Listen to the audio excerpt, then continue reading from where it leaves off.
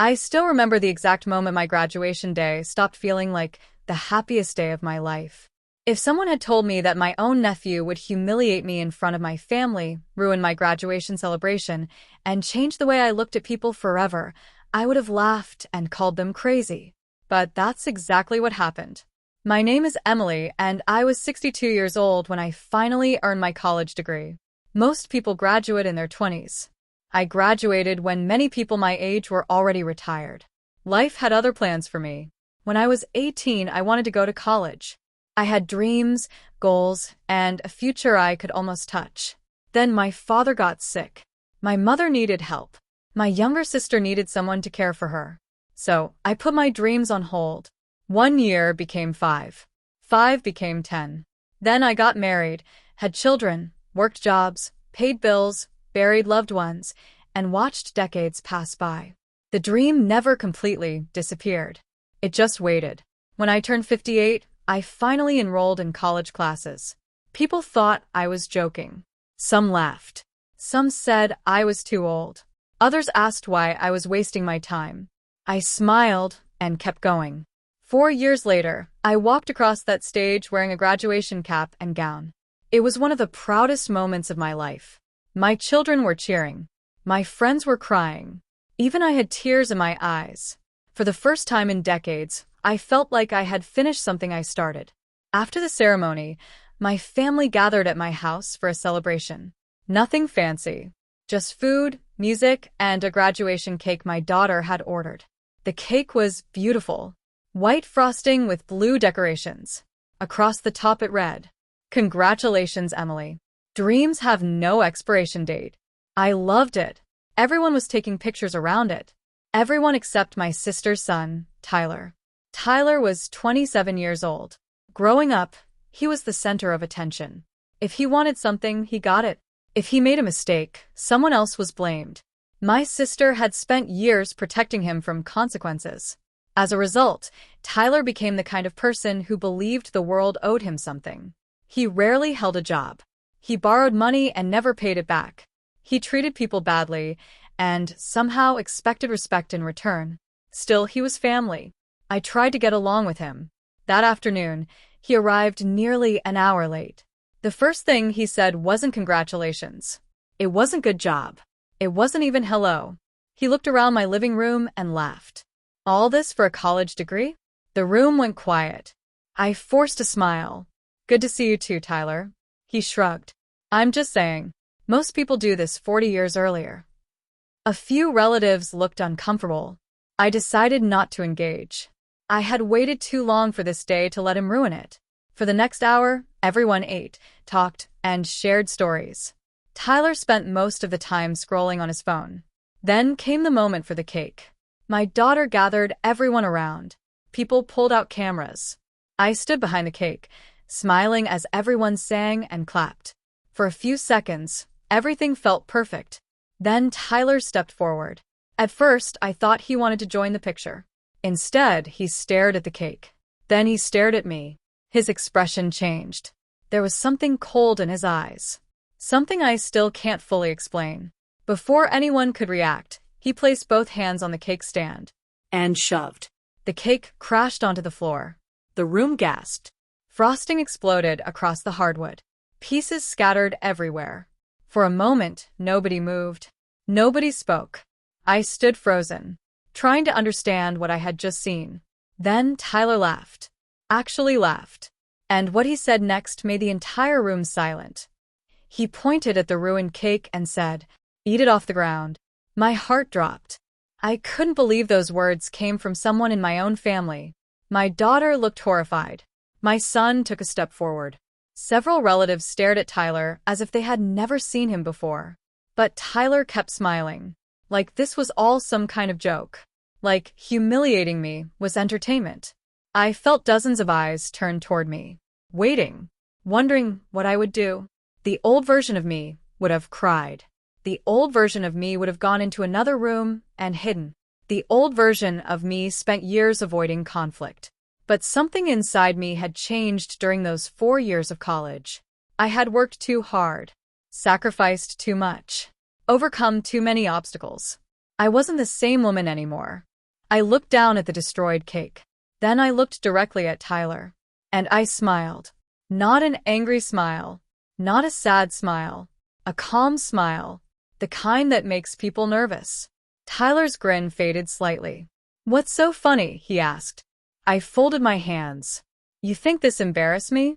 He shrugged. "Looks like it." I nodded slowly. Then I said something that caused the entire room to stare at me. "No, Tyler. You didn't embarrass me." I pointed toward the cake. "You embarrassed yourself." His face tightened. For the first time all day, he looked uncertain. Several relatives nodded quietly. Others looked away from him. The attention he wanted was suddenly becoming the attention he feared. But I wasn't finished. Years of staying silent had taught me something important. Sometimes the strongest response isn't anger. It's truth. And I was finally ready to tell it. I took a step toward him. The room became so quiet I could hear the refrigerator humming in the kitchen. Tyler crossed his arms, trying to look confident, but I could see something changing. The crowd wasn't on his side anymore. And deep down, he knew it. What happened next would not only shock him, it would expose a secret that had been hidden in our family for years. A secret my sister desperately hoped would never come out. And before the night was over, Tyler would realize that throwing my graduation cake on the floor was the biggest mistake he had ever made. I took another step toward Tyler. Nobody in the room spoke. The laughter was gone from his face now. He still tried to look confident, but I could see uncertainty creeping in. For years, Tyler had depended on one thing: people staying quiet, people avoiding confrontation, people letting him get away with whatever he wanted. That day was different. I looked around the room and saw my family watching. Some were angry, some were shocked, some looked embarrassed. Then I looked at my sister. She was standing near the kitchen doorway. Her face had turned pale. And suddenly I knew something. She wasn't worried about the cake. She wasn't worried about me. She was worried about what I was about to say. I took a deep breath. "Tyler," I said calmly, "do you remember 6 years ago when you asked me for a loan?" His eyebrows pulled together. "What does that have to do with anything?" "Answer the question." He rolled his eyes. "Maybe." The room remained silent. I nodded. "You told me you needed money to keep your apartment." Several relatives exchanged glances. Most of them didn't know this story.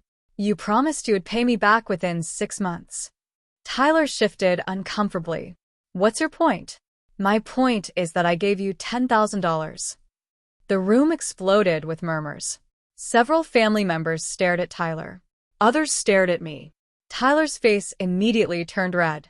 "Why are you bringing that up now?" I smiled slightly. "Because you seem to think you're qualified to judge other people's accomplishments." His jaw tightened. I continued. "While I was working 2 jobs and taking college classes, I paid my own tuition." I pointed gently toward him. "But you couldn't even repay the money you borrowed." Nobody interrupted. Nobody defended him. For once, everyone was listening. Tyler looked toward his mother. My sister immediately looked away. That told me everything. She knew. She had always known. I wasn't trying to embarrass him. I was simply telling the truth. The truth was finally making him uncomfortable. Then my son spoke. "Wait," he said. "You never paid Aunt Emily back?" Tyler didn't answer. My daughter folded her arms. "Seriously?" Still no answer. The silence became louder than any argument. For years, Tyler had controlled conversations by talking over people. Now he had nothing to say. Finally, he shrugged. "So what?" "It was years ago." Several people gasped. Even then, he wasn't sorry. Not for the money.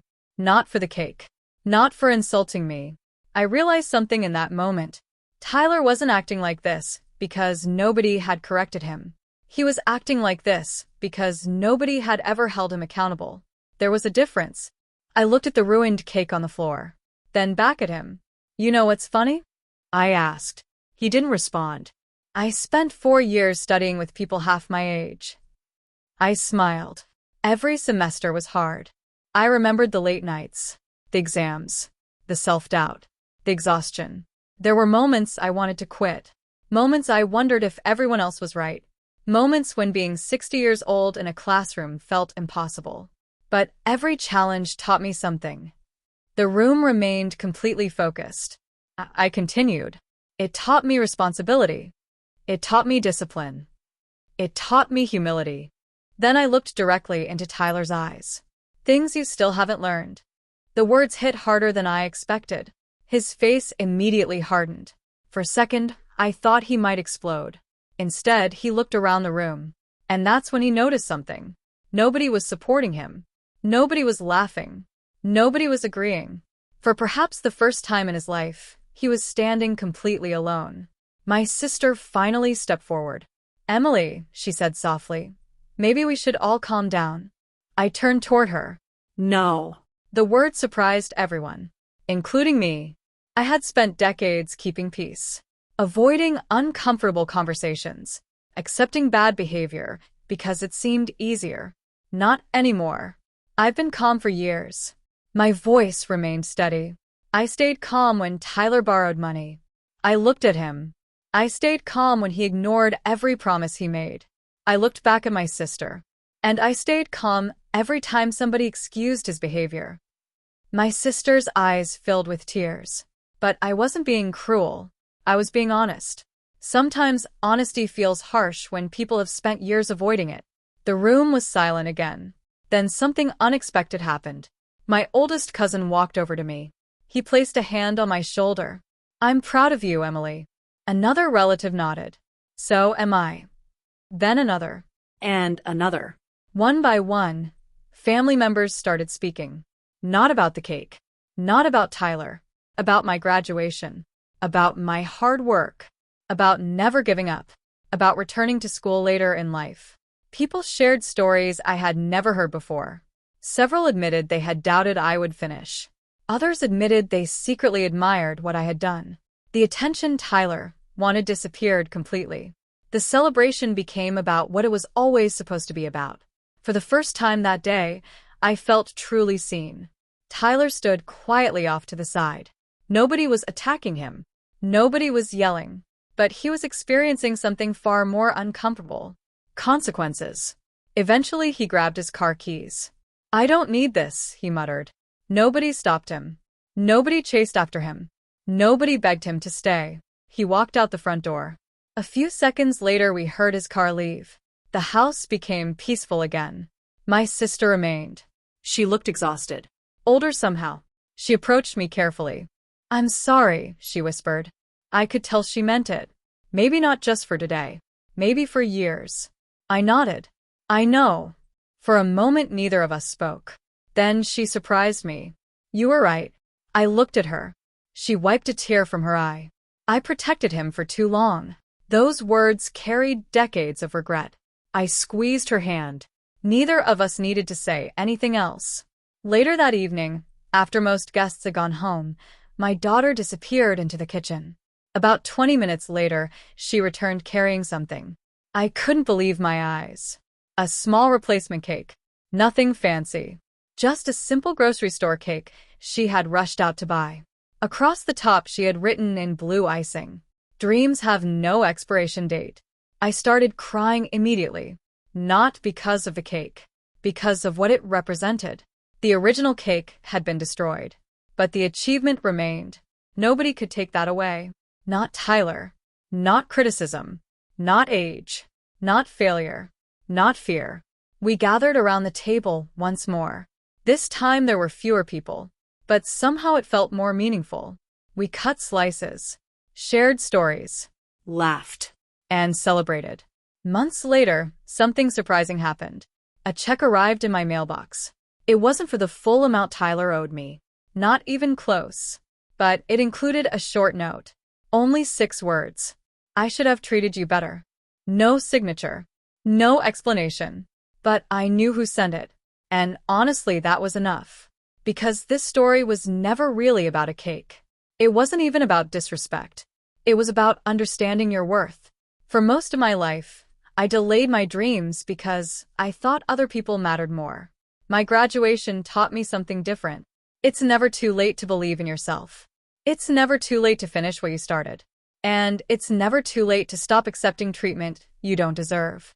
The cake ended up on the floor, but my dignity didn't. And in the end, that's the part of the story I'll always remember.